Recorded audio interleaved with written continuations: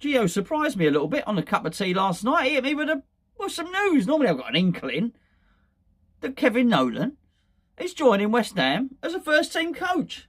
Well, it's brilliant news. Absolutely fantastic news. Because it took me by surprise. I haven't quite got my thoughts in order, but I was seriously concerned about particularly the lack of the backroom team. The scouts is an issue. We know the scouts is an issue, but that's almost a long-term issue. Maybe in terms of scouting out the opposition, it's a short-term issue. But I guess if you've got Irvine in there and you've got Kevin Nolan in there, and we're also bringing in a guy called Paul Nevin, who we'll go into in a second, it doesn't matter so much. You can send one of your first-team coaches to go and scout the next opposition. So the scouting's one for the future and for the long term. It doesn't need to be addressed right this second in terms of keeping us in the Premier League, which is surely what it's all about. But I did think in terms of keeping us in that Premier League, the coaching setup was paper thin. I also thought it didn't fully support bringing Moyes back. I think if you're going to go to the full lengths of bringing back a manager who you've already let go once, then you're going to have to offer him something to entice him back. Now, you've got to remember the first time David Moyes was with West Ham, he was only on 10 grand a week, plus a survival bonus. Those are big money for you and me, of course, but meagre pickings for somebody who's got a lot of money in the bank and who sees himself as an established football manager. And also, he had to accept a 6-month deal last time. So when it came to letting him go, it was quite easy, but he felt aggrieved. By the next time that Sullivan approached him, Sullivan was in a desperate situation. And when people are in desperate situation, and when people are absolutely desperate to get what it is you have to sell, then it becomes a seller's market. So you can start to make demands. And clearly David Moyes demanded a longer contract, demanded more money.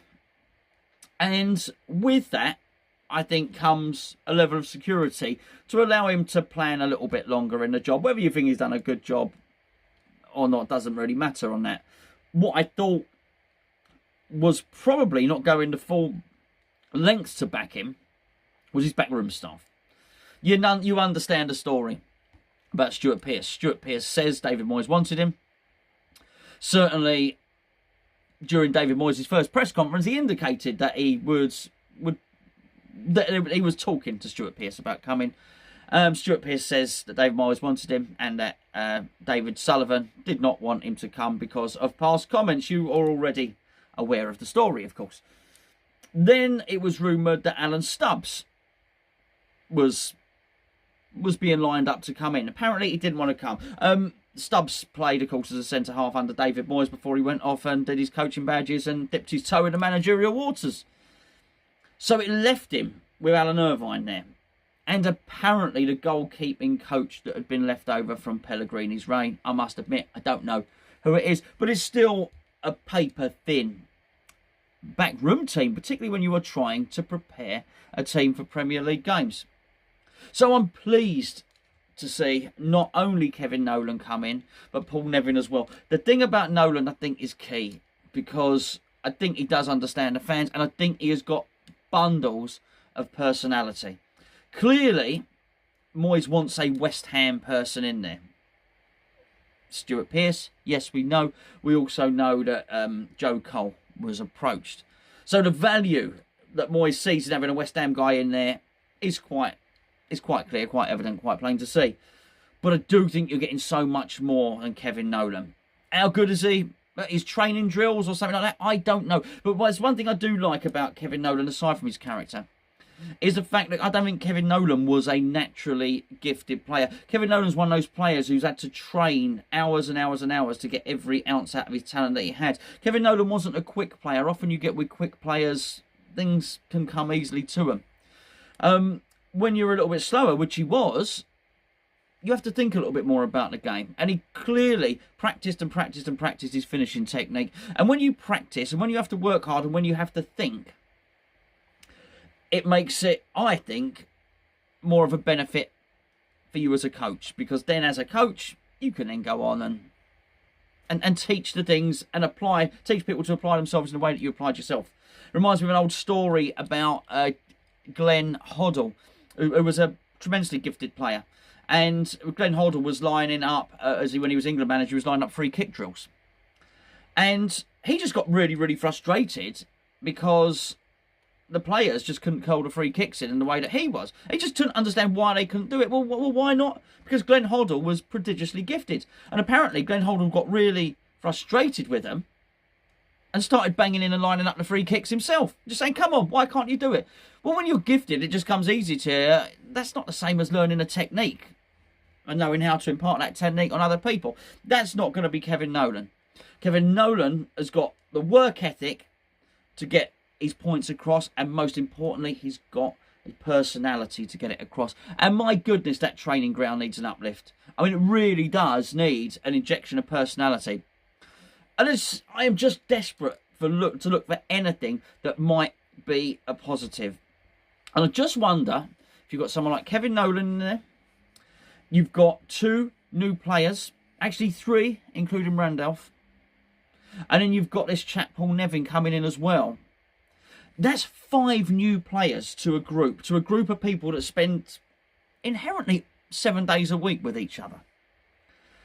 You add 5 new, fresh people to any group, it is going to raise morale. It's going to make things change. It's going to make things look a little bit different. And quite frankly, we're desperate for anything we can get at the moment. As for this Paul Nevin chap, well, I'll just read you what it says here. He started his coach career at Fulham.